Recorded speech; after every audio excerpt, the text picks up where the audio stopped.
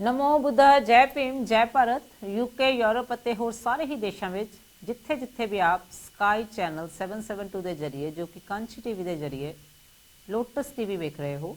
Lotus TV doctor Ambedkar memorial committee great Britain ਦੁਆਰਾ ਸਥਾਪਿਤ ਕੀਤਾ ਹੋਇਆ ਮੀਡੀਆ ਵਿੰਗ ਹੈ ਜੋ ਕਿ ਆਪ ਦਾ ਨਿੱਘਾ ਸਵਾਗਤ ਕਰਦਾ ਹੈ। ਕੋटि कोटि प्रणाम विश्व रतन बाबा साहब डॉक्टर भीमराव अंबेडकर जी। कोटि कोटि प्रणाम तथागत बुद्ध ते उन्हां दे धम्म नूं। कोटि कोटि प्रणाम भिखू संघ नूं। जिस तरह तुसी भली भांति जानते हो, संसार भर विच बहुत तरह के दुख हैं, बहुत तरह का जीवन शैली है। बोधिसत्व बाबा डॉक्टर भीमराव अंबेडकर जी ने बहुत सारे समाज के दुखों के कारणों नूं, तथागत बुद्ध ने संसार भर के दुखों के कारणों नूं लभदे हुए परिनिर्वाण प्राप्त किया। उसके उपरंत जिस तरह आप जानते हो, doctor Ambedkar memorial committee great Britain और लोटस टीवी जो कि इन्हां दा स्थापित किया होया मीडिया विंग है, हमेशा आप नाल वादा करता है। बोधिसत्व बाबा साहब डॉक्टर भीमराव अंबेडकर जी की विचारधारा, बाबा साहब भीमराव अंबेडकर जी का समाज। कोटि कोटि प्रणाम तथागत बुद्ध। तथागत बुद्ध ते उन्हां दे धम्म ते प्रचार प्रसार की गल आप नाल कीती जांदी है। अज भी इसी तरह आप नाल तथागत बुद्ध, धम्म, संघ ते उन्हां दे विचारधारा की गल करांगे। उस तो पहला जिस तरह आप नाल एक पिछले हफ्तियां दे विच चर्चा की गई, पिछले हफ्ते दस्या गया कि डॉक्टर अंबेडकर मैमोरीअल कमेटी के एक अजिहे मैंबर, कमेटी के कथम निधड़क व्यक्ति और कमेटी की प्रेजेंट एग्जैक्टिव कमेटी के मैंबर लेट मिस्टर मूर्तिमाल जी, जो कि सरीरक तौर पर विछोड़ा दे गए। डॉक्टर अंबेडकर मैमोरीअल कमेटी वालों उन्होंने कोटि कोटि नमन करते हुए शरधा के फुल अर्पित किए गए। तो 28 फरवरी को उन्होंने सरीरक तौर पर अपने इस संसार विचों विदायगी दी गई। तो उन्होंने परिवार, रिश्तेदार ते दोस्तां मित्रां वालों उन्होंने निघिया श्रद्धांजलियां दित्तियां गईयां। एक बार फिर अज उन्होंने कोटि कोटि नमन करते हुए परिवार का, दोस्तां मित्रां का, बच्चों का, सारे ही उन्हां नाल संबंधित रिश्तेदारां दा जिन्ना भी उन्होंने उन्होंने अखीर दे विच श्रद्धांजलियां दिंदे हुए एक बहुत ही अच्छा काम किया कि उन्होंने सारे ही साथियों को रिक्वेस्ट की सी कि उन्होंने लिए फ्लावर ना लियाते जान। वो फ्लावरां की जगह शरधा के लिए एक एजुकेशन नूं सपोर्ट करते सन माल साहब हमेशा। तो उन्होंने एजुकेशन की सपोर्ट जो कि डॉक्टर अंबेडकर मैमोरीअल कमेटी वालों की जाती है, उत्थे उन्होंने भी वादा किया है। उस दे लई उन्होंने एक बहुत वधिया रीत जो शुरू की, उत्थे डोनेशन बॉक्स रखा गया। तो उस सब कामां दे लई इन्हां दे लई कामना करते हैं माल साहब दे लई वो पीस उन्होंने मिले और निर्वाण मिले। तो उसके पिछों उन्होंने परिवार नूं, सारे ही बच्चों नूं, रिश्तेदारां नूं, भैणां भरावां नूं बल मिले कि वो इस सच्चाई नूं मन लैण ते उन्हां दे दस्से रस्ते ते चलन। उस दे नाल नाल जिस तरह तथागत बुद्ध 2500 साल पहले सानू दस गए हैं कि जो जीवन है जन्म लेना, जन्म लैण तो लग के मरण तक बहुत कारण हैं दुखों के, तो बहुत कारण हैं सुखों के। अज इस तरह तथागत बुद्ध का धम्म की है, तथागत बुद्ध के धम्म की चर्चा के नाल नाल दुख की है, दुख तो छुटकारा पाने के लिए तथागत बुद्ध का धम्म किस तरह असीं उसनूं जीवन दे विच लिया सकते हाँ, जां सुच्चे सच्चे धम्म नूं किस तरह जीवन तुहाडे दुखांत नूं परिवर्तित कर सकता है। अज इस तरह की चर्चा करने के लिए स्टूडियो दे विच मेरे नाल बहुत ही मानयोग वैनरेबल बनते दमा नाग जी अज मेरे नाल स्टूडियो विच हन, मेरा साथ देंगे। फस्ट ऑफ ऑल सब तो पहले भंते जी कोटि कोटि प्रणाम। तो थोड़ा अज वैनरेबल बनते दमा नाग जी इस लोटस टीवी के स्टूडियो में बहुत बहुत आपका स्वागत है। और धन्यवाद है कि आप आज मेरे लिए, मेरे साथ, मेरे दर्शकों के लिए बुद्ध धम्म और इस धम्म में से, इस धम्म को जानने के बाद दुखांत से कैसे छुटकारा पाना है, इस विषय पे बात चर्चा करने के लिए आप मेरा साथ देंगे। आपका एक बार फिर अपने दिल से और लोटस टीवी की सारी टीम की वजह से आपको धन्यवाद देती हूँ और आपका वेलकम करती हूँ। जी, आपको भी धन्यवाद। मंगल मैत्री, शुभकामनाएं, मंगल कामनाएं। और डॉक्टर अंबेडकर कमेटी की ओर से जो लोटस टीवी मीडिया विंग चला जा रहा है, यूके तथा यूरोप के सभी दर्शकों को, सारे बुद्ध अनुयायी को मेरी ओर से शुभ आशीर्वाद, मंगल मैत्री, नमो बुद्धाय। धन्यवाद बनते जी। बनते जी, हम जिंदगी को जो है, इसके फलसफे को अगर तथागत बुद्ध के धम्म उपासिक उपासिका होने के नाते और तथागत बुद्ध के धम्म की जांच पड़ताल करते हुए उसके हिसाब से जीवन शैली को समझें, तो जैसे इस पूरे संसार भर में बहुत से धम्म हैं और दुनिया में जितना देशों विदेशों में कहीं भी की आप बात कर लीजिए कि वहाँ पे धम्म का नाम है।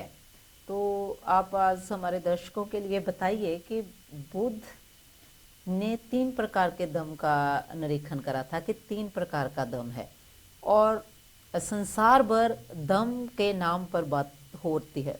तो कैसे आप मेरे लिए और मेरे दर्शकों के लिए इसका पछतावा रखेंगे कि तथागत बुद्ध किस तरह से 3 तरह के धर्म वर्गीकरण करते हैं और असल में इस संसार में जो एक सही और असही तरीका है कि लोग बोलते हैं धम्म होना चाहिए, तो इस के बारे में आप क्या कहते हैं? सबसे पहले तो ये बात हमें समझना चाहिए, सिद्धार्थ गौतम ने जब बुद्धत्व प्राप्त किया तो बुद्धत्व प्राप्त करना यानी क्या प्राप्त किया जी। उन्होंने इस संसार में जितने भी लोग आज जल रहे हैं, भटक रहे हैं, अलग अलग कारणों से दुखी है, तो उसका मेन कारण क्या है, मुख्य कारण क्या है? और मुख्य कारण यह है कि उनका अज्ञान, और उस अज्ञान को ज्ञानता की ओर लाने का काम, जिसे भगवान बुद्ध का धम्म कहा जाता, ना कि धर्म कहा जाता है। और ये धम्म भगवान बुद्ध ने इसको 3 भागों में वर्णित किया हुआ है, धम्म, अधम्म और सद्धम्म जी। तो हम धम्म के रास्ते पे चले, धम्म के रास्ते पे चले तो किस तरह से चले और किस तरह से चलते हुए हम अपने दुखों को धम्म के माध्यम से दूर करें। इसलिए भगवान बुद्ध ने इसे मिडल पाथवे भी कहा। मगर मिडल पाथवे 3 तरीका का, एक बिल्कुल स्ट्रेट पाथवे है जो डायरेक्ट आपको निब्बान की ओर लेके जाता है, एक मिडल पाथवे जो है कि आपको निब्बान की ओर तो लेके जा रहा है मगर डिपेंड आपके ऊपर में, अगर आप उसको बीच में कहीं छोड़ जाते हैं तो वो अधम्म हुआ, और दूसरा सद्धम्म हुआ। आप उसको ही अपनाकर अपने जीवन का व्यापन कर रहे हो तो आप निश्चित तौर पे आप इसी जीवन में अपने दुखों से मुक्ति पा सकते हो। तो इसलिए भगवान बुद्ध ने इसको 3 भागों में बांटा, धम्म, अधम्म और सद्धम्म। ये इसका मुख्य कारण है। बहुत बहुत धन्यवाद बनते जी, आपने बहुत ही अच्छे से विस्तार से बता दिया कुछ थोड़े से शब्दों में कि धम्म, अधम्म और सद्धम्म क्या है और धम्म से अलग कैसे है। जैसे बनते जी आपने चर्चा की तथागत बुद्ध के द्वारा ज्ञान की प्राप्ति, और उसके बाद अब प्रश्न ये है कि धम्म है क्या असल में, और जीवन की पवित्रता क्या ये धम्म है, इसके बारे में आप क्या कहते हैं? ऐसे कि धम्म है कि परिपूर्ण रूप से शुद्ध जीवन जीना, लेकिन शुद्ध जीवन जीने के लिए आपको 3 बातों का ध्यान रखना जरूरी है, जिसे काया की पवित्रता, वाणी की पवित्रता और मन की पवित्रता। काया की पवित्रता यानी शरीर द्वारा किसी भी प्रकार का अकुशल कर्म नहीं करना, वो हो गई काया की पवित्रता। दूसरी आती है वाचा, यानी पाली में वाचा कहते हैं, तो वाचा यानी वाणी। तो वाणी से किसी को ऐसी शब्दों का प्रहार नहीं किया जाए जिससे उसका दिल टूटे, जो वो बुरा माने, या अननेसेसरी बग बग ना करे, बेफुजिल की चर्चा ना करे। इस तरह से ये काया में वाणी में आता है। और अंत में जो आता है वो मन है, काया वाचा मन। तो सब कुछ जो उत्पत्ति होती है वो मन से होती है। और अगर आप मानसिक तौर पे परिपूर्ण शुद्ध हो, मन में किसी भी प्रकार का अपने लिए और औरों के लिए अगर कोई भी द्वेष, ईर्ष्या, निंदा, मोह नहीं है, तब जाके आप एक अच्छा शारीरिक पवित्रता के साथ में अपना जीवन व्यापन कर सकते हैं। क्योंकि शरीर जो है तभी चालना में आता है, तभी चलन में आता है जब इस शरीर को मानसिक विचारों का आदान प्रदान होता है। यानी मन में विचार उत्पन्न होते हैं और मन में विचार उत्पन्न होने के बाद में वो शरीर को पहुंचाए जाते हैं और शरीर उस विचारों पे चलता है। तो इसलिए मन की पवित्रता भी महत्वपूर्ण है और शरीर की पवित्रता भी महत्वपूर्ण है। और शरीर की पवित्रता अगर रखनी है तो आप उसे देख सकते हैं कि किस तरह से पवित्रता। तो जब हम बुद्ध विहार में जाते हैं, बुद्ध विहार में जाने के बाद में हम पंचशील लेते हैं और पंचशील में हम कहते हैं कि पानातिपाता, अदिन्न दाना, कामेसुमिच्छा, मूसावादा और सुरामेरा। यानी हमें शरीर से किसी भी प्राणी हिंसा नहीं करनी है जी। अदिन्न दाना यानी शरीर से किसी भी प्रकार की चोरी चपाटी नहीं करनी है। कामेसुमिच्छाचारा यानी हमको किसी के भी प्रति मन में कामुकता, वासना, ये चीजें उत्पन्न नहीं होने देना है। मूसावादा यानी हम कोशिश करें कि सच बोलने की कोशिश करें और सच पे ही कायम रहे। सुरामेर्य यानी हम किसी भी प्रकार की नशाबाजी नहीं करें, किसी प्रकार का व्यसन ना करें। अगर ये 5 चीजों को हम अगर नहीं करते हैं तो फिर उससे हम शरीर की पवित्रता कह सकते हैं जी। तो ये महत्वपूर्ण है। और इसलिए हम जब बुद्ध विहार में जाते हैं तो हम शीलों को लेते हैं, यानी ये आपके धम्म के माध्यम से आपको दिए हुए इस तरह से ये 5 नियम है जो आपको अपने 5 नियमों को पालन करते हुए जीवन व्यापन करना है। तो फिर आप शुद्ध और बुद्ध या फिर बुद्धत्व की ओर बढ़ सकते हो। बहुत बहुत धन्यवाद बनते जी। जैसे आपने बताया धम्म के लिए कितने तरह की पवित्रता है, मन की है, शरीर की है, तो उनमें बताया कि शरीर की पवित्रता कैसी है। बहुत ही अच्छा बताया कि अगर हम लोग संसार में विचरते हैं तो बहुत सारे धम्मों में आप सुबह में उठ कर स्नान कर लो, नदी में स्नान कर लो, यहाँ पे स्नान कर लो, उससे वो सोचते हैं शरीर पवित्र होता है।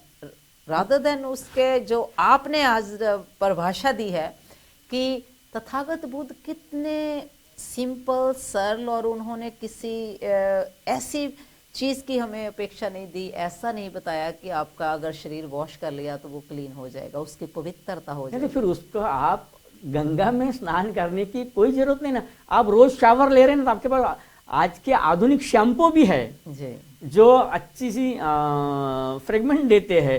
तो वो शैम्पू शॉप वगैरह यूज करके भी आप अपने घर में जब शावर लेते हो तब भी आप पवित्र हो सकते हैं, है ना। तो गंगा में डुबकी लगाने से क्या मतलब है? तो गंगा में डुबकी लगाने से आपको वहां पे ऐसा कौन सा प्योर वाटर मिलने वाला है ना। ये शरीर को साफ करना यानी उस नियम को अपने जीवन में ढालना है। अगर आप अपने जीवन में उन सारे नियमों को ढालेंगे तो निश्चित तौर पे आपका शरीर भी शुद्ध रहेगा जी। नहीं तो आपने शरीर पे जितना चाहे उतना ये साबुन वो साबुन, ये शॉप, ये जेल, वो जेल, ये शावर जेल यूज करने के बाद भी अगर आपके मानसिक अवस्था के अंदर में अगर गंदगी है तो वो गंदगी साफ करने के लिए भगवान बुद्ध के धम्म के सिवा दुनिया में दूसरी कोई भी दवा नहीं है, कोई टेक्नोलॉजी नहीं है, कोई टैबलेट नहीं है, कोई इंजेक्शन नहीं है जी। तो उसको धम्म के रास्ते से ही आपको शुद्ध किया जाता है। बहुत बहुत धन्यवाद बंते जी, बहुत ही अच्छे विचारों में, बहुत थोड़े शब्दों में आपने शरीर की पवित्रता, वाणी की पवित्रता, मन की पवित्रता की बात की है। तो जैसे आपने वाणी की पवित्रता पे बात की है कि कैसे ज़्यादा नहीं बोलना, क्या वाणी की पवित्रता कैसा बोलना है, उसके बाद में बनते जी जैसे बहुत दुर्लभ होती हैं कुछ चीज़ें, तो धम्म की दुर्बलता क्या है? धर्म की दुर्लभता नहीं है। धर्म की दुर्लभता, धर्म में तो ऐसी कोई दुर्लभता नहीं है, लेकिन ये हमारे माध्यम से धर्म की दुर्लभता बनाई गई है जी। जैसे कि हमने पहले बातचीत की पंचशील की जी, है ना। तो आप धम्म के माध्यम से ध्यानस्थ होना चाहते हो जी। धम्म का रास्ता समझ में आए तो आप ध्यान की ओर बढ़ते हो, मगर ध्यान की ओर बढ़ने के लिए आपको वो जो पंचशील दिए जाते हैं उस पंचशील को अच्छी तरह से पालन करना है। अगर बात आती है कि मैं किसी भी प्रकार की प्राणी हत्या नहीं करूंगा तो नहीं करना है। अगर बात आती है कि आपको किसी भी प्रकार की चोरी नहीं करना है, वो शारीरिक चोरी हो या मानसिक चोरी हो, दो प्रकार की चोरियां होती है। एक तो आदमी पहले मानसिक चोरी करता है, उसके बाद में शारीरिक चोरी करता है। तीसरी बात आती है कामे सुमिच्छाचारा वेरमणि, यानी आज आदमी काम भोग को ही जीवन का आनंद समझ रहा है लेकिन ये काम भोग शरीर से बाद में उत्पन्न होता है, पहले मन में उत्पन्न होता है। फिर आती है बात कि झूठ बोलने की, तो आदमी झूठ बोलता है वाणी से बाद में, सबसे पहले वो झूठ की परिकल्पना अपने मन में कर लेता है। फिर आती है कि अंत में एक नॉर्मल उपासक के लिए अगर बातचीत करें तो उनको किसी भी प्रकार का कोई अल्कोहल, ड्रग्स, कोई नशाबाजी वो अपने जीवन में ना करे। मगर वो धम्म के रास्ते से भटक गया तो सबसे पहले वो नशा, पान, ड्रग्स जो है वो सेवन करने की कोशिश मन में करता है, और जब वो मन में करता है तो वो सोसाइटी से भागता है, वो एकांत चाहता है और अकेलेपन में अपने आप को वो नशा के अंदर में शांति खोजने की कोशिश करता है। तो भगवान बुद्ध कहते कि ये धम्म की दुर्लभता है। अगर ये धम्म की दुर्लभता है तो आप ध्यान की ओर नहीं बढ़ सकते। अगर आप ध्यान की ओर नहीं बढ़े तो आप ज्ञान की ओर नहीं बढ़ सकते, आपके अंदर में प्रज्ञा जागृत नहीं हो सकती, आपके शील परिपक्व नहीं हो सकते, आपके शील परिपक्व नहीं हो सकते तो आप बुद्धत्व की ओर नहीं बढ़ सकते हैं। तो ये जो सारी बातें हैं, तो ये दुर्लभता महत्वपूर्ण है। तो इसीलिए इस दुर्लभता को अगर हम फिनिश करें तो निश्चित तौर पे इसी वर्तमान अवस्था में हम बुद्धत्व को प्राप्त कर सकते, चाहे वो भिक्षु बनकर हो, चाहे वो उपासक बनकर हो, और ये पॉसिबिलिटी है। बहुत बहुत धन्यवाद बंते जी। तो जैसे दुर्बलता की बात आपने बताई हमें, जीवन में पूर्णता प्राप्त करना यानी इसको दम कहा जा सकता है? बिल्कुल, जीवन में पूर्णता प्राप्त करना यानी ही धम्म है। और सारी बात फिर से उसी बात की ओर आती है कि काया वाचा मन, जी शरीर से पूर्णता होनी चाहिए, वाणी से पूर्णता होनी चाहिए और मन से भी पूर्णता होनी चाहिए। जी अगर वाणी से पूर्णता नहीं है और शरीर और मन एक जगह है तो भी आप पूर्ण नहीं हो। अगर आप मन से पूर्ण हो मगर शरीर से कहीं और हो तो भी आप पूर्ण नहीं हो। तो मन, वाणी और शरीर ये तीनों एक लाइन में आना चाहिए। तो हम अगर ध्यान में बैठे हैं फॉर एग्जाम्पल, तो ध्यान में बैठे हैं तो आप शरीर से भी बैठे, वाणी से बिल्कुल शांत बैठे और मन को एकाग्र करने की कोशिश करें। मगर आप शरीर से बैठे हो और मन को कहीं और बिठा के आए हो तो भी आपको पूर्णता का लाभ नहीं हो सकता है। तो इसलिए शरीर के साथ साथ वाणी की आवश्यकता है, वाणी के साथ साथ मन की आवश्यकता है। और इन सारी चीजों में, जैसे कि काफी लोग मेडिटेशन करते हैं और मेडिटेशन करते समय ऐसी होता है कि वो बैठ तो जाते, आंखें बंद तो कर लेते हैं मगर वो मेडिटेशन नहीं कर पाते हैं, मेडिटेशन के अंदर में पूर्णता नहीं ला पाते क्योंकि वो शरीर से बैठे हैं तो मन से कहीं और भटक रहे हैं। चाहे वो प्रेजेंट में भटक रहे हो, चाहे वो भविष्य में भटक रहे हो, चाहे वो पास्ट में भटक रहे हो, मगर भटक रहे हैं। और मन में ही इतने सारे विकारों की उत्पत्ति हो जाती है तो वो चाहकर भी इसके अंदर में पूर्णता नहीं ला सकते। यानी कंप्लीटेशन अगर हम उसमें लाना चाहिए तो हमको फिजिकली, मेंटली एंड वर्बली ये तीनों चीजों के साथ में अगर हम ध्यानस्थ होते हैं तो इसे हम धम्म की परिपूर्णता कह सकते हैं। अदरवाइज हम इसे धम्म की परिपूर्णता नहीं कह सकते क्योंकि सब कुछ है ये चित्त के ऊपर में है। जी आपका चित्त मलित है तो आप क्या करोगे? जी हम बाहरी तौर से जो सुंदर है लेकिन मन में उतने सुंदर नहीं है। तो फिर मन ही सुंदर नहीं है तो तन सुंदर होके क्या करना है? तो मन सुंदर रहेगा तो तन सुंदर रहेगा, जब तन सुंदर रहेगा तो आपकी वाणी भी सुंदर और मधुर रहेगी। तो इस तरह से अगर हम करें तो निश्चित तौर पे हम इसी जीवन में यानी हमारे मन में बुद्धत्व प्राप्त करने की इच्छाएं उत्पन्न होती रहेंगी और हम बुद्धत्व की ओर बढ़ते रहेंगे। बहुत बहुत धन्यवाद बनते जी। तो जैसे बनते जी आपने जीवन में पूर्णता प्राप्त करने को धम्म कहा है, उसके साथ साथ में हम लोग जब इस धम्म के रास्ते पे चलते हैं तो उसमें बहुत बार स्पेशली बुद्धा के उपासक उपासिका जो हैं उनकी वाणी और पाली के इतिहास से हम जानते हैं निर्वाण प्राप्त करना। जैसे हम लोग इस की बरतों करते हैं तो निर्वाण की प्राप्ति करना क्या जे धम्म है? और बुद्ध ये शासन धम्म में का ही एक हिस्सा है। बिल्कुल, ये धम्म का ही एक हिस्सा है जी क्योंकि बुद्ध शासन में अगर हमारा कोई अंतिम लक्ष्य है तो इसी जीवन में धम्म के रास्ते चलते चलते चलते एक दिन निब्बान की प्राप्ति करना है। जी। अब निब्बान की प्राप्ति कैसी करे यह महत्वपूर्ण है। तो ये प्रश्न बुद्ध को पूछा गया था बुद्ध के समय कि भगवान निब्बान को कैसे प्राप्त करे। जी तो निब्बान तो मृत्यु के बाद आएगा, तो फिर मृत्यु के बाद में कैसे प्राप्त कर सकते हैं? जी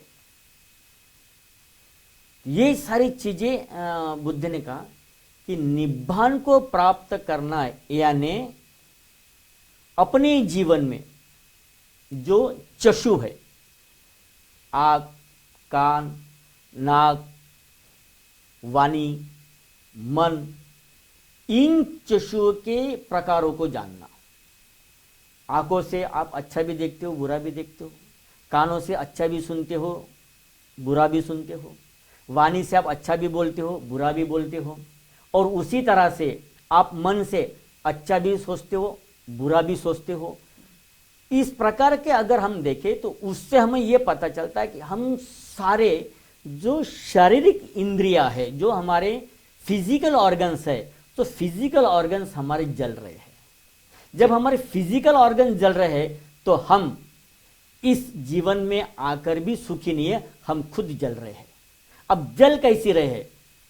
जलने के काफी प्रकार है। हम जलन से जल रहे हैं, द्वेष से जल रहे हैं, ईर्ष्या से जल रहे हैं, किसी की प्रशंसा हो रही है तो उसकी प्रशंसा से भी जल रहे हैं। तो ये सारी जलन हमारे अंदर हो रही है। फिर उसमें वेदना भी उत्पन्न हो रही है, फिर सुखद वेदना है, दुखद वेदना है, और ये वेदना उत्पन्न होते हुए भी जल रही है।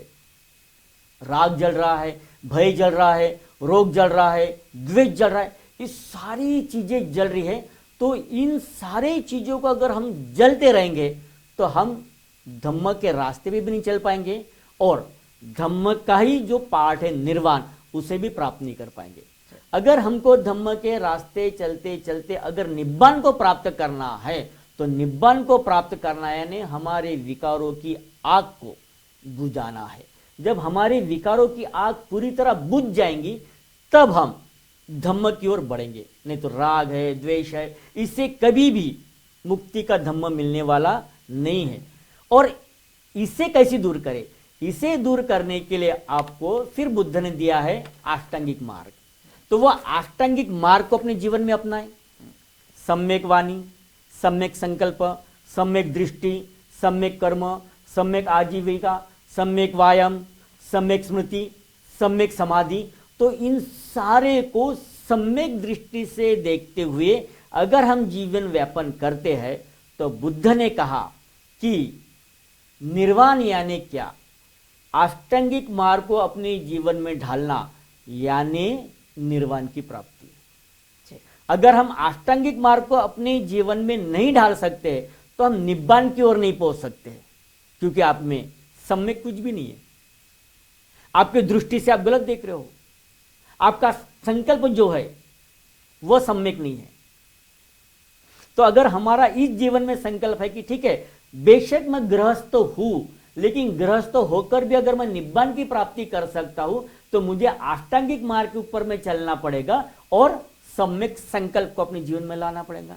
जब सम्यक संकल्प को अपने जीवन में लाओगे तो सम्यक दृष्टि आपकी खुल जाएंगी। जब सम्यक दृष्टि खुल जाएंगी तो सम्यक आजीविका के साथ भी अपना जीवन व्यापन करेंगे। जब सम्यक आजीविका के रास्ते ओपन हो जाएंगे तो आप सम्यक व्यायाम करना लग जाओगे। जब सम्यक व्यायाम आपका खुल जाएगा तो आप सम्यक समाधि में आओगे, सम्यक सती में आओगे।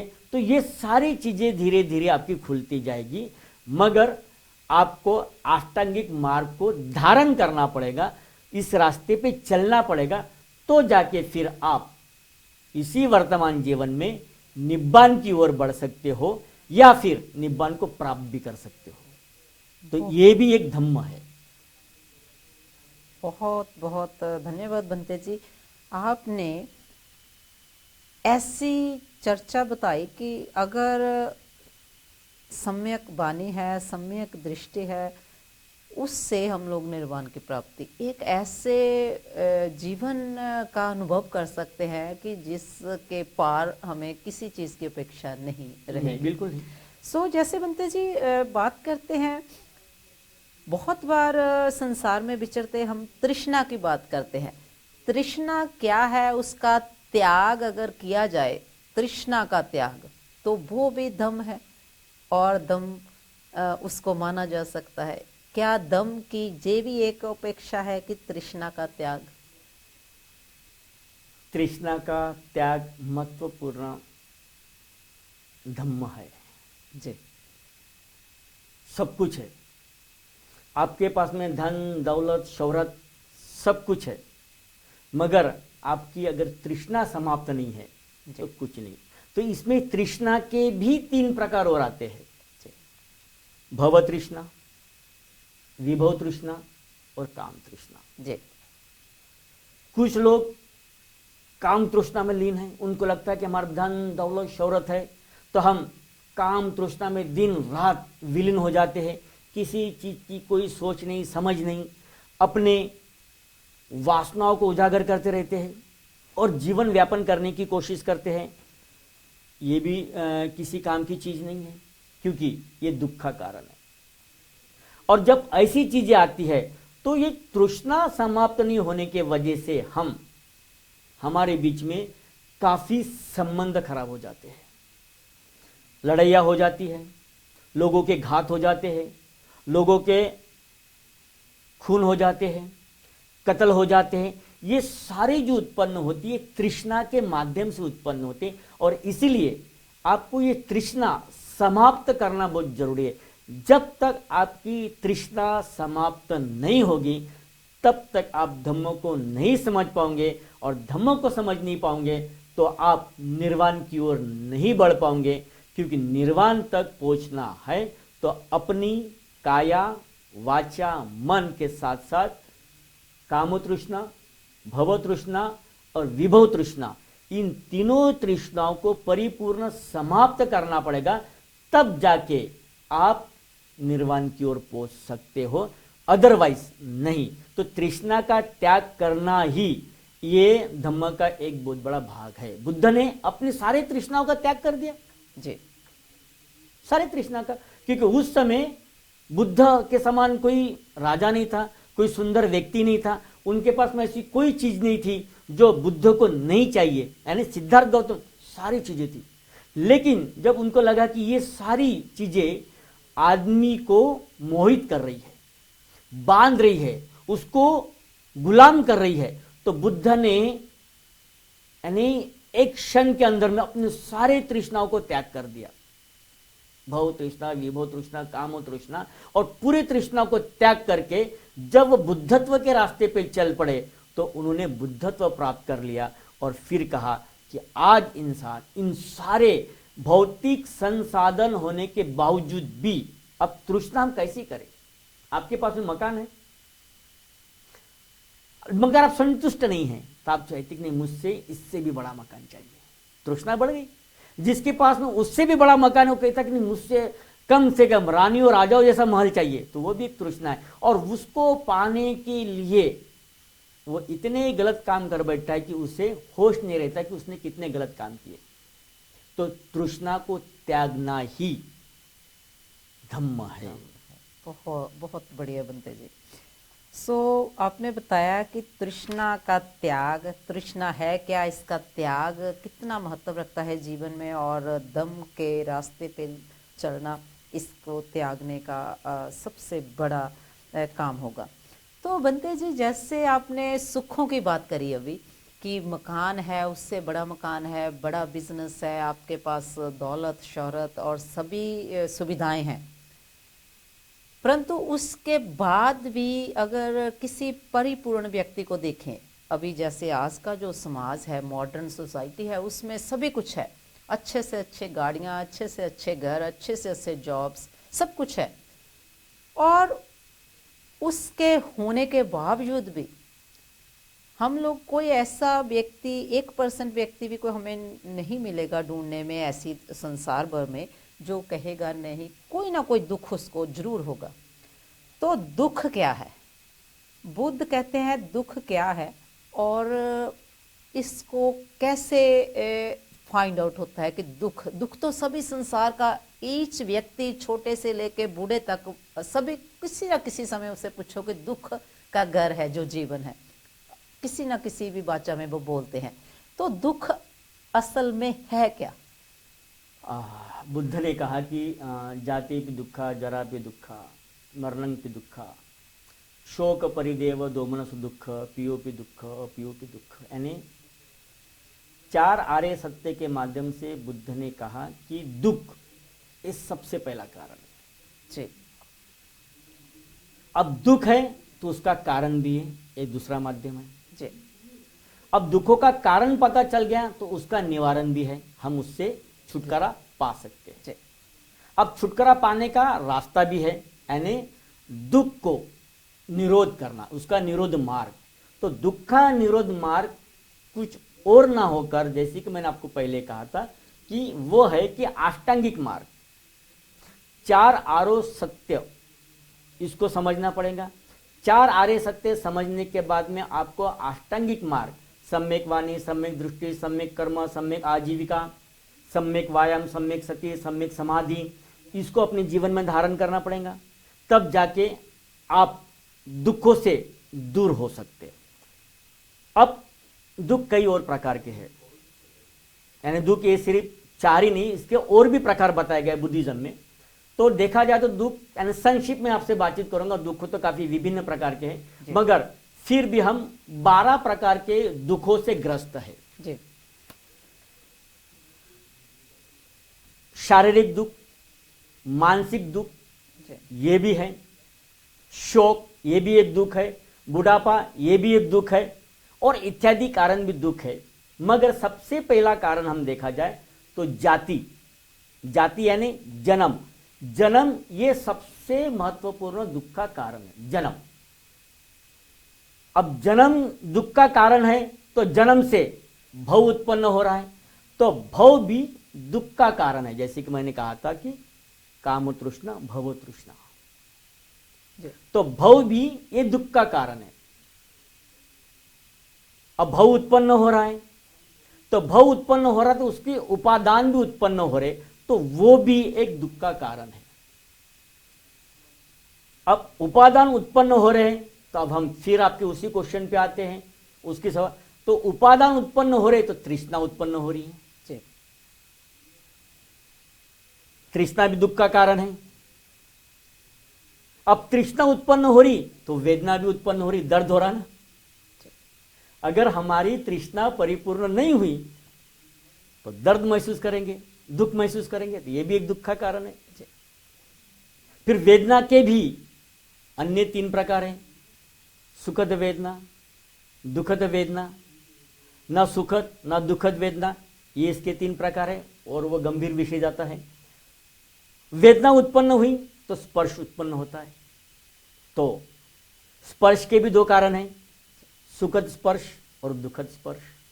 अगर सुखद स्पर्श हमारे शरीर को छूता है तो उसको पाने की बार बार लालसा उत्पन्न होती है, तो वो भी दुख का कारण है। अगर दुखद स्पर्श हमारे शरीर को स्पर्श होता है तो उससे छुटकारा पाने की लालसा उत्पन्न होती है, तो वो भी एक दुख का कारण है। तो स्पर्श भी दुख का कारण है। अब स्पर्श से सड़ा आयतन उत्पन्न होते हैं, जैसे हमने सड़ा आयतन की बातचीत की थी। तो सड़ा आयतन यानी हमारे ये 6 इंद्रिय, कान, आंख, नाक, वाणी, त्वचा, मन, ये सड़ा आयतन ये उत्पन्न होते हैं। जब ये उत्पन्न हो जाएंगे तो इनसे भी दुख की शुरुआत होती है। अगर हमें अच्छा स्वादिष्ट खाना नहीं मिला तो दुखी हो गए, किसी ने हमारे बारे में बुराई बोली तो दुखी हो गए, किसी हमने अपने आंखों से कुछ बुरा देखा तो दुखी हो गए, अगर हमें अच्छी फ्रेगमेंट मिलती है तो हम सुखी हो जाते हैं, लेकिन वही हमको थोड़ा सा स्मेल आती है हम दुखी हो जाते हैं। तो ये सड़ा आयतन भी हमारा काम करने लग जाता है, ये भी एक इसका रीजन है। और फिर सड़ा आयतन उत्पन्न होता है तो दुख होता है, और सड़ आयतन से ही नाम और रूप उत्पन्न होता है, और नाम रूप उत्पन्न होने से विज्ञान उत्पन्न होता है, और विज्ञान उत्पन्न होने के कारण संस्कार उत्पन्न होते हैं, और संस्कार उत्पन्न होने के कारण अविद्या उत्पन्न होती है, और अविद्या ही इन सारे दुखों का कारण है। और बुद्ध ने अविद्या के ऊपर में प्रज्ञा डाली है, यानी ज्ञान दिया है, प्रज्ञा यानी ज्ञान दिया है। तो ये सारा आज मनुष्य जो जीवन में जल रहा है, भटक रहा है, दुखी हो रहा है, वह अविद्या के कारण जी। और अविद्या अगर बाहर निकालना है तो फिर आपको इन सारे चीजों से बाहर निकलना पड़ेगा।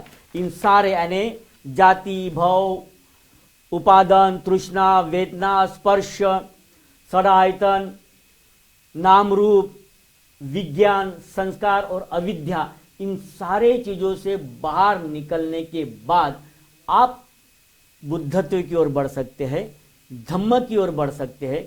मगर ये इतना आसान नहीं है, आपको इसको अनुभव करना पड़ेगा।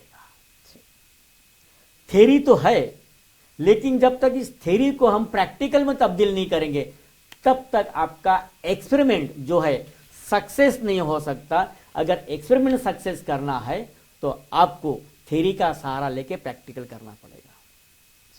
तो बुद्ध का धम्म ये थ्योरेटिकल नहीं है, तो बुद्ध का धम्म ये प्रत्यक्षवादी है। आपको अपनाना है, अनुभव करना है, और अनुभव करने के बाद में जानना है कि हाँ ये सुखद धम्म है और इसी जीवन में कल्याणकारी है, ये भविष्य की बात नहीं कर रहा है जी। तो इसलिए तृष्णा ये दुख का कारण है, और इस तरह से भगवान बुद्ध ने 4 आर्य सत्यों के माध्यम से भी दुख बताया है और कर्म विपाक सिद्धांत के माध्यम से भी दुख के कारण बताया है। तो इस तरह से ये है। बहुत बहुत धन्यवाद बंते जी। जैसे आपने तथागत बुद्ध की बात करी है कि उन्होंने अपने धम्म में बहुत सारी ऐसी बातें कही हैं, और अगर उनकी जीवन शैली देखें तो उसमें बहुत सारी घटनाएं हमें देखने को मिली। जैसे कि आप कभी कभी मेंशन करते हैं कि उनके लाइफ में उंगली मार की कभी कभी बात भी करते हैं कि वो एक ऐसा, उसको किसी चीज़ का डर नहीं, खौफ नहीं था उसके मन में। तो उसको भी बाद में पता चला कि वो गलत रास्ते पे कैसे है। जैसे आपने कहा कि एक चोटी पे पहुंच जाता है एक आदमी एक नशे में कि ये उसकी ताकत है, ये उसका है। तो उसके बाद बंते जी जैसे आपने बताया कि बुद्ध के धम्म में हमें बताया गया है कि इसको प्रैक्टिकल लेना पड़ेगा, फिर इसका हमें पता चलेगा कि जीवन जन्म जो दुख से शुरू होता है तो मरण तक दुख ही दुख, और दुख ऐसे ही नहीं कि सभी कुछ दुख है, पर उसको देखने का नज़रिया हमें पता होगा कि क्या है। तो जैसे बंते जी हमारे पास बहुत सारे दर्शक भी जुड़े हैं हमारे साथ, उनको भी शामिल करते हैं। उसके बाद इसी चर्चा के साथ हम लोग आपके साथ भी रहेंगे। सबसे पहले तो जैसे बंते जी हमारे साथ कुछ व्यूअर्स हमारे साथ जुड़े हैं, वो आपके प्रोग्राम को देख रहे हैं, तो हम लोग उनके लिए ज़रूर उनको शामिल करना चाहेंगे प्रोग्राम में। सब तो पहला जिस तरह मैं दस्या है कि एग्जैक्टिव बॉडी ਦੇ ਸਾਡੇ बहुत ही एक ਰਿਸਪੈਕਟਿਵ ਮੈਂਬਰ ਜੋ ਕਿ ਹੁਣ ਦੀ ਐਗਜ਼ੈਕਟਿਵ ਕਮੇਟੀ 2024 ਦੇ ਇਲੈਕਟਿਡ ਮੈਂਬਰ ਸਨ ਮਿਸਟਰ ਮੂਰਤੀਮਾਲ ਜੀ, ਜੋ ਸਾਡੇ ਤੋਂ ਵਿਦਾ ਹੋ ਗਏ ਹਨ। ਲੇਟ ਮੂਰਤੀਮਾਲ ਜੀ ਦੀ ਫੈਮਿਲੀ ਨੇ ਉਹਨਾਂ ਦੇ ਫਿਊਨਰਲ ਸਰਵਿਸਿਜ਼ ਤੇ ਉਹਨਾਂ ਦੀ ਯਾਦ ਵਿੱਚ ਉਹਨਾਂ ਦੇ ਕਾਰਵੇ ਦੀ ਗੱਲ ਕਰਦੇ ਹੋਏ ਉਹਨਾਂ ਵਾਂਗਰ ਹੀ 500 ਪਾਉਂਡ ਬੁੱਧ ਵਿਹਾਰ ਨੂੰ ਤੇ 500 ਪਾਉਂਡ ਲੋਟਸ ਟੀਵੀ ਨੂੰ ਜੋ ਦਾਨ ਦਿੱਤਾ ਹੈ। ਮੂਰਤੀਮਾਲ ਜੀ ਦੇ ਭਾਂਜੇ ਮੁਲਖ ਰਾਜ ਬੱਦਨ ਜੀ ਜੋ ਕਿ ਲੋਟਸ ਟੀਵੀ ਦੇ ਕੋਆਰਡੀਨੇਟਰ ਵੀ ਹਨ, ਉਹਨਾਂ ਨੇ ਵੀ ਉਹਨਾਂ ਨੂੰ ਸ਼ਰਧਾ ਭੇਂਟ ਕਰਦੇ ਹੋਏ 100 ਪਾਉਂਡ ਬੁੱਧ ਵਿਹਾਰ ਨੂੰ ਤੇ 100 ਪਾਉਂਡ ਲੋਟਸ ਟੀਵੀ ਨੂੰ ਦਿੱਤਾ ਹੈ। ਉਸ ਦੇ ਨਾਲ ਨਾਲ ਸਾਡੇ ਧਰਮਪਾਲ ਜੀ, ਜੋਗਿੰਦਰੋ ਬੰਗੜ ਜੀ ਪ੍ਰੋਗਰਾਮ ਬਹੁਤ ਵਧੀਆ ਹੈ ਤੇ ਭੰਤੇ ਜੀ ਨੂੰ ਨਮਨ ਕਰਦੇ ਹਨ। ਉਸ ਦੇ ਨਾਲ ਨਾਲ ਸੋਹਣ ਲਾਲ ਕੈਂਥ ਜੀ, ਸ਼ਾਮ ਲਾਲ ਕੈਂਥ ਜੀ ਵੀ ਪ੍ਰੋਗਰਾਮ ਦੀ ਸ਼ਲਾਘਾ ਕਰ ਰਹੇ ਹਨ। ਰਾਮਪਾਲ ਝੱਲੀ ਜੀ ਪ੍ਰੋਗਰਾਮ ਦੇਖ ਰਹੇ ਹਨ ਤੇ ਭੰਤੇ ਜੀ ਨੂੰ ਨਮਨ ਕਰ ਰਹੇ ਹਨ। ਹੰਸਰਾਜ ਮਹਿਮੀ ਜੀ प्रोग्राम की शलाघा कर रहे हैं। शादीलाल सलन जी, सत्या सलन जी, कोटि कोटि प्रणाम भंते जी प्रोग्राम देख रहे हैं तो शलाघायोग है। Mrs Mindo Rattu ji, Anisha and Priya Rattu ji programme बहुत ही वधिया है तो भंते जी का भी धन्यवाद करते हैं, नमन करते हैं। सोडी राम जस्सल जी, कमलेश जस्सल जी प्रोग्राम की शलाघा करते हैं तो भंते जी नमन कर रहे हैं। प्रेम चमकीला जी, नरिंदर कौर जी प्रोग्राम बहुत ही वधिया है, शलाघा कर रहे हैं। तरसेम कौल जी, गुरदेवो कौल जी, उर्मिला कौल जी इंडिया तो भी बधाइयाँ भेज रहे हैं तो भंते जी नमन कर रहे हैं तो प्रोग्राम की शलाघा कर रहे हैं। हरमेश जस्सल जी, सत्या जस्सल जी प्रोग्राम बहुत ही वधिया है तो काफ़ी ज्ञान मिल रहा है, भंते जी प्रणाम करते हैं। दीश दादरा जी, स्मित्री दादरा जी पूरा परिवार प्रोग्राम देख रहा है, शलाघा कर रहे हैं। Jarnail ji and Suman ji very good programme तो कोटि कोटि नमन कर रहे हैं भंते जी तो उसके नाल मनोहर गिंडा जी प्रोग्राम बहुत वधिया है तो भंते जी की प्रवचना तो वो बहुत प्रभावित हैं तो भंते जी का भी थैंक यू करते हैं। चमन बिरदी जी लंडन तो साढ़े बहुत ही अच्छे सपोर्टर हैं। चमन जी भंते जी को नमन करते तो प्रोग्राम की शलाघा कर रहे हैं। उसके नाल जिस तरह दस दईए कि जिस तरह तुसीं जानते हो कि मार्च का महीना शुरू हो गया है तो अप्रैल का महीना स्टार्ट हो रहा है सून, तो उसके विच बहुत ही बड़ा एक साडे लई त्यौहार वर्गा दिन आता है, बाबा साहब डॉक्टर भीम राव अंबेडकर जी का जन्म, जो कि उन्हों का जन्म 14 अप्रैल को होंदा है तो 14 अप्रैल को ऐतवार वाला दिन आ रहा है। तो doctor Ambedkar memorial committee great Britain UK वालों 14 ਅਪ੍ਰੈਲ ਨੂੰ ਇਹ ਦਿਨ ਜੋ ਬਾਬਾ ਸਾਹਿਬ ਦਾ ਜਨਮ ਦਿਨ ਮਨਾਇਆ ਜਾਵੇਗਾ ਤੇ ਉਸ ਦੇ ਵਿੱਚ ਹਮੇਸ਼ਾ ਦੀ ਤਰ੍ਹਾਂ ਜਿਸ ਤਰ੍ਹਾਂ ਗੋਲਡਨ ਗੇਟ ਵੱਲੋਂ ਫੂਡ ਦੀ ਸੇਵਾ ਲਈ ਜਾਂਦੀ ਹੈ ਤੇ ਉਹਨਾਂ ਵੱਲੋਂ ਇਹ ਡਾਕਟਰ ਅੰਬੇਡਕਰ ਮੈਮੋਰੀਅਲ ਕਮੇਟੀ ਵੱਲੋਂ 17 ਹਾਲ ਜੋ ਕਿ ਹਮੇਸ਼ਾ ਬੁੱਧ ਵਿਹਾਰ ਦੇ ਨਾਲ ਹੈ ਉਸ ਦੀ ਪੂਰੀ ਇਨਫੋਰਮੇਸ਼ਨ ਦਿੱਤੀ ਜਾਏਗੀ। 12:30 ਵਜੇ ਉੱਥੇ ਪ੍ਰੋਗਰਾਮ ਦੀ ਸ਼ੁਰੂਆਤ ਹੋ ਜਾਏਗੀ। ਆਪ ਜੀ ਦਾ ਬਹੁਤ ਬਹੁਤ ਧੰਨਵਾਦ ਕਰਾਂਗੇ। ਸਾਰਿਆਂ ਨੂੰ ਇਸ ਵਿੱਚ ਸੱਦਾ ਹੈ। ਜ਼ਿਆਦਾ ਜਾਣਕਾਰੀ ਲਈ ਤੁਹਾਨੂੰ ਸਾਡੇ ਜਨਰਲ ਸੈਕਟਰੀ ਲੇਖਰਾਜ ਜੱਖੂ ਜੀ ਜਾਂ ਕਮੇਟੀ ਪ੍ਰਧਾਨ ਐਗਜ਼ੈਕਟਿਵ ਕਮੇਟੀ ਦੇ ਮੈਂਬਰਾਂ ਨਾਲ ਸੰਪਰਕ ਕਰ ਸਕਦੇ ਹੋ। ਸੂਨ ਐਜ਼ ਪੋਸੀਬਲ ਤੁਹਾਨੂੰ ਉਹਨਾਂ ਦੇ ਪੋਸਟਰ ਜਾਂ ਤੁਹਾਨੂੰ ਮੈਸੇजेस ਜ਼ਰੂਰ ਮਿਲਣਗੇ ਤੇ ਇਹ ਡੇਟਾਂ ਆਪਣੀ ਡਾਇਰੀ ਦੇ ਵਿੱਚ ਰੱਖ ਲਓ ਕਿ 14 ਅਪ੍ਰੈਲ ਬੋਧੀਸਤਵ ਬਾਬਾ ਸਾਹਿਬ ਡਾਕਟਰ ਭੀਮ ਰਾਓ ਅੰਬੇਡਕਰ ਵਿਸ਼ਵ ਰਤਨ ਉਹਨਾਂ ਦਾ ਜਨਮ ਦਿਨ ਬੜੀ ਹੀ ਧੂਮਧਾਮ ਦੇ ਨਾਲ ਸ਼ਰਧਾ ਦੇ ਨਾਲ doctor Ambedkar memorial committee great Britain ਵੱਲੋਂ ਮਨਾਇਆ ਜਾਵੇਗਾ ਤੇ ਇਸ ਦੇ ਲਈ ਆਪ ਸਭ ਨੂੰ ਨਿੱਘਾ ਸੱਦਾ ਹੈ। ਤੋ ਇੱਕ ਵਾਰ ਫਿਰ ਅਸੀਂ ਜਿਸ ਤਰ੍ਹਾਂ ਭੰਤੇ ਜੀ ਨਾਲ ਜੀਵਨ ਦਾ ਧੰਮ ਤੇ ਦੁੱਖ ਇਹ ਦੋਨਾਂ ਚੀਜ਼ਾਂ ਨੂੰ ਦੁੱਖ ਨੂੰ ਧੰਮ ਦੁਆਰਾ ਕਿਸ ਤਰ੍ਹਾਂ ਖਤਮ ਕੀਤਾ ਜਾ ਸਕਦਾ ਹੈ ਜਾਂ ਧੰਮ ਦਾ ਕੀ ਮਹੱਤਵ ਹੈ ਜ਼ਿੰਦਗੀ ਦੇ ਵਿੱਚ, ਧੰਮ ਹੈ ਅਸਲ ਦੇ ਵਿੱਚ ਕੀ, ਧੰਮ ਨੂੰ ਸਿਰਫ ਥਿਓਰੈਟੀਕਲੀ ਸਮਝਣਾ ਜਾਂ ਉਸ ਨੂੰ ਜ਼ਿੰਦਗੀ ਦੇ ਵਿੱਚ ਪ੍ਰੈਕਟੀਕਲੀ ਲੈ ਕੇ ਆਉਣਾ, ਜਿਸ ਤਰ੍ਹਾਂ ਸਾਡੇ ਵੈਨਰੇਬਲ ਬਹੁਤ ਹੀ ਰਿਸਪੈਕਟਿਵ ਬੰਤੇ ਜੀ ਸਾਨੂੰ ਬਹੁਤ ਹੀ ਅੱਛੇ ਤੇ ਬਹੁਤ ਸਰਲ ਤਰੀਕੇ ਨਾਲ ਦੱਸ ਰਹੇ ਹਨ ਕਿ ਧੰਮ ਨੂੰ ਸਮਝ ਕੇ ਅਸੀਂ ਇੱਕ ਐਸੀ ਚੋਟੀ ਤੇ ਜਿਸ ਤਰ੍ਹਾਂ ਹਿਮਾਲਿਆ ਦੀ ਚੋਟੀ ਹੈ ਜਿਹੜੀ ਕਿ ਚੜ੍ਹਨੀ ਦੁਨੀਆ ਦੇ ਵਿੱਚ ਸਭ ਤੋਂ ਔਖੀ ਹੈ, ਇਸੇ ਤਰ੍ਹਾਂ ਜੀਵਨ ਨੂੰ ਕੰਪਲੀਟ ਕਰਨ ਤੇ ਨਿਰਵਾਣ ਦੇ ਪੰਦੀ ਬਣਨਾ, ਨਿਰਵਾਣ ਤੇ ਉਹਦੇ ਪਹੁੰਚਣਾ ਜਾਂ ਨਿਰਵਾਣ ਪ੍ਰਾਪਤ ਕਰਨਾ ਵੀ ਉਸੇ ਹੀ ਹਿਮਾਲਿਆ ਪਰਬਤ ਵਰਗਾ ਹੈ। ਪਰ ਉਸ ਦਾ ਰਸਤਾ ਤਥਾਗਤ ਬੁੱਧ, ਕੋਟि ਕੋਟि ਪ੍ਰਣਾਮ ਤਥਾਗਤ ਬੁੱਧ ਜਿਹੜੇ ਕਿ ਸਾਨੂੰ ਇੰਨਾ ਵਧੀਆ ਧੰਮ ਦੇ ਕੇ ਗਏ ਆ ਕਿ ਉਹਨਾਂ ਨੇ ਦੱਸਿਆ ਹੈ ਕਿ ਤੁਸੀਂ ਅਗਰ ਧੰਮ ਦੇ ਰਸਤੇ ਤੇ ਚੱਲੋਗੇ ਤਾਂ ਇਸ ਜੀਵਨ ਦੇ ਵਿੱਚ ਹੀ ਨਾ ਕਿ ਜੀਵਨ ਤੋਂ ਬਾਅਦ ਤੁਸੀਂ ਨਿਰਵਾਣ ਦੀ ਪ੍ਰਾਪਤੀ ਕਰ ਸਕਦੇ ਹੋ, ਦੁੱਖ ਤੋਂ ਛੁਟਕਾਰਾ ਪਾ ਸਕਦੇ ਹੋ। ਇਸ ਵਿਸ਼ੇ ਤੇ ਬੰਤੇ ਜੀ ਨਾਲ ਚਰਚਾ ਚੱਲ ਰਹੀ ਹੈ। ਇੱਕ ਵਾਰ ਫਿਰ मैं वैनरेबल बनते दमानाग जी वाल फिर रिक्वेस्ट लेके जावांगी। जिस तरह बनते जी आपने बताया कि तथागत बुद्ध बड़े ही अच्छे तरीके से सरल तरीके से उन्होंने किसी पे थोपा नहीं कि आपने ये करना ही है, करना ही है। उन्होंने बताया है कि आप दम को समझेंगे, दम की थ्योरी को समझेंगे, उसको प्रैक्टिकल में लेंगे और दम के उपरांत, दम को सीखने के उपरांत आपके दुखों का नाश हो जाएगा। दुख है पर उसको कैसे उसको उससे छुटकारा पाना है। तो जैसे बुद्ध ने कहा है कि क्या कहा है कि जीवन दुख है, तो हम लोग इसी चीज़ पे बात कर रहे थे। तो तथागत बुद्ध ने अपने समय में भी ये माना है जैसे अभी दुनिया सारी दुखों में है और सभी कुछ होते हुए भी संसार दुख में है और कोई भी नहीं कहता कि दुख नहीं है। तो तथागत बुद्ध भी ये कह के जीवन दुख है। इसके इस विषय में आप कुछ क्या हमारे दर्शकों के लिए, उपासक उपासिकाओं के लिए क्या और बता सकते हैं कि दुख है और क्यों है और इससे कैसे छुटकारा, बुद्ध का दम इससे कैसे छुटकारा दिलाने? जैसे कि बुद्ध ने कहा कि जन्म दुख है जी, तो जन्म दुख है तो मृत्यु भी दुख है जी, और यही प्रश्न बुद्ध को भी हुआ जी।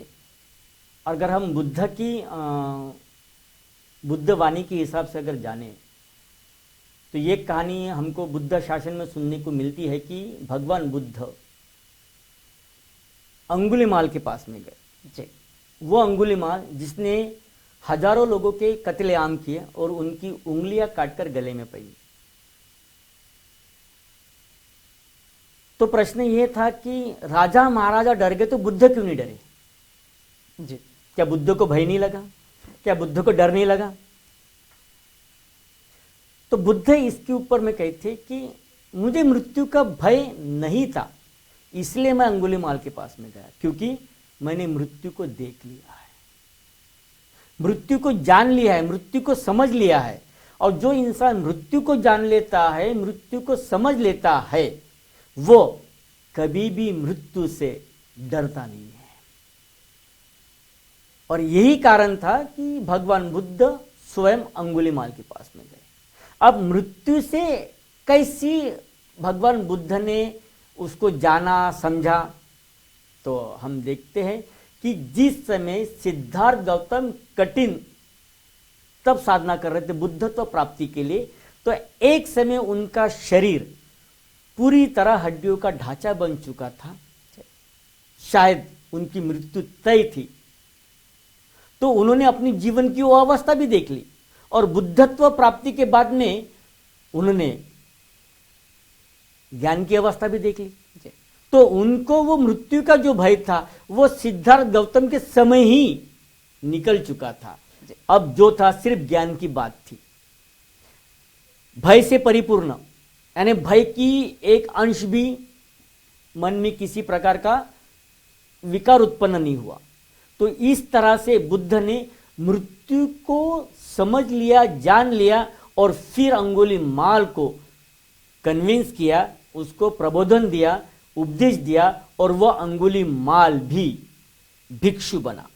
अब जीवन दुखी है, जीवन दुखी है वो इसलिए कि हम जीवन को समझ ही नहीं पा रहे। हम जीवन को सिर्फ अच्छी जॉब, अच्छा एजुकेशन, यही आपका जीवन नहीं है। आपके पास में अच्छा जॉब भी, अच्छा एजुकेशन भी है, मगर आपके पास में संतुष्टि नहीं है, सेटिस्फैक्शन नहीं है, माइंडफुलनेस नहीं है, और इसीलिए आप जीवन में दुखी हो।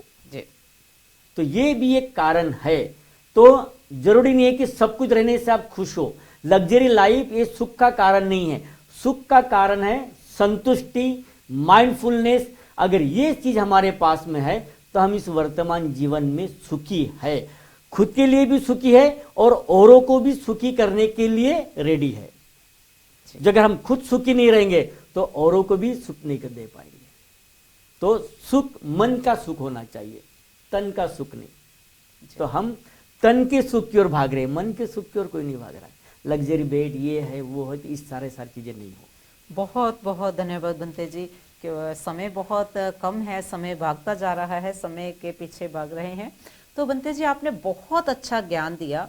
तो अंत में हमारे पास 30 सेकंड है, तो हम लोग आपसे यही अपेक्षा करेंगे कि आप सभी उपासक उपासिकाओं को, हमारे दर्शकों को एंड में ब्लेसिंग दीजिए। तो अगली बार फिर इनसे मिलेंगे, तो ब्लेसिंग के लिए बंते जी। आप सबको लोटस टीवी के माध्यम से यूके तथा यूरोप के सभी धम्म अनुयायी को शुभ आशीर्वाद, शुभकामनाएं। भवतु सभमंगलं, रक्षन्तु सभदेवता, सब बुद्धानुभावेन, सब धम्मानुभावेन, सब संगानुभावेन सदा सोत्थि भवन्तु ते।